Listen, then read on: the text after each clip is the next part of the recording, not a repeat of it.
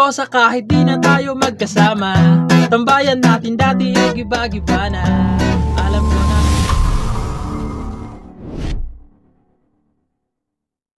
Hello mga ka-idol! So ngayon meron akong ituturo na naman sa inyong napakagandang kanta. So yung title pala nitong kanta ay yung Kosa Kung Fu Hustla. So i-correct nyo na lang ako dyan sa hustla na yan kung tama ba yung pag-pronounce natin dyan. No? So dito pala sa kanta na to, 4 na chords lang hanggang matapos na. Okay? 4 chords lang siya hanggang matapos na yung kanta. No? So dito naman tayo sa reggae. So yung reggae pattern natin is ganito lang. Yung lagi lang nating itinuturo, no? Yung bass nakasama yung string. Tapos istramin nyo pababa.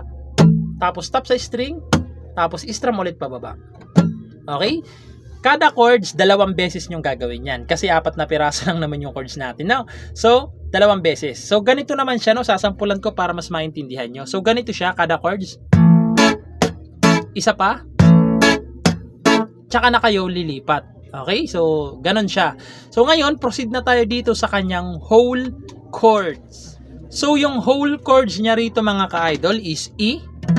So, yung E nasa 7 fret na kabar. 1, 2, 3, 4, 5, 6, 7. Sa 7 fret, ibabar nyo. 8, 9. Sa 9 fret, second string, third, tsaka fourth. So, ganito kasi ako mag-ipit ng E. So, kung ganito kayo, wala namang problema kung saan lang kayo mas nadadalian. Okay? E. O, ayan, E. Tapos, pupunta kayo ng B. So, yung B sa 7 fret pa rin niya nakabar. Dito naman sa kanyang 8 ay third string. Sa 9 fret naman ay fourth string, tsaka fifth string. Okay? Ayan yung B. Tapos, pupunta kayo ng C sharp minor. So, yung C sharp minor, yung normal lang. So, nakabar siya sa 4th fret. 1, 2, 3, 4. Babar nyo dyan. Dito naman sa 5th fret ay second string. Dito naman sa kanyang 6th fret ay 4th tsaka 3rd. Okay? Ayan yung kanyang C sharp minor. Tapos, pupunta kayo ng A. So, yung A, nandito naman siya sa 5th fret na. 1, 2, 3, 4, 5. Sa 5th fret, ibabar nyo. Dito naman sa kanyang 6th fret, 3rd string. Sa 7th fret, 5th tsaka 4th string. Okay? Ayan, A.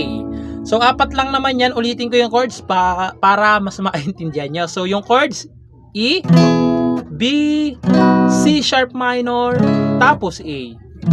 Okay? So, sasampulan ko ng kanta para mas maintindihan nyo kung paano siya tugtugin. So, kasi yan naman na yung whole chords niya hanggang matapos na. No? So, ganito naman siya kapag kinantahan. Kosa kahit di na tayo magkasama, tambayan natin dati ay giba-giba na. Alam ko na miss natin ang makinig sa kalungkutan at pagdurusa. Mga gabi na tayo ay nasa kalsada, dito sa tabi sa kanan nakadyan na. Di kami matinag kung puhasla, mga kasiyahan pag ikay kasama. Okay, so ganun lang siya. Ulit nyo lang. Na na na na na na na na na na. La la la la la na na na na na na. La la la la la na na na na na na na na na na na na. So, ganoon lang siya. So, maiksi lang tong video na to kasi ano lang naman to, 4 na chords lang hanggang matapos, paulit-ulit na lang yon. So, ayun lang. Sana nagustuhan nyo tong tutorial natin, no? At syempre, good luck sa bago nyong matututunan.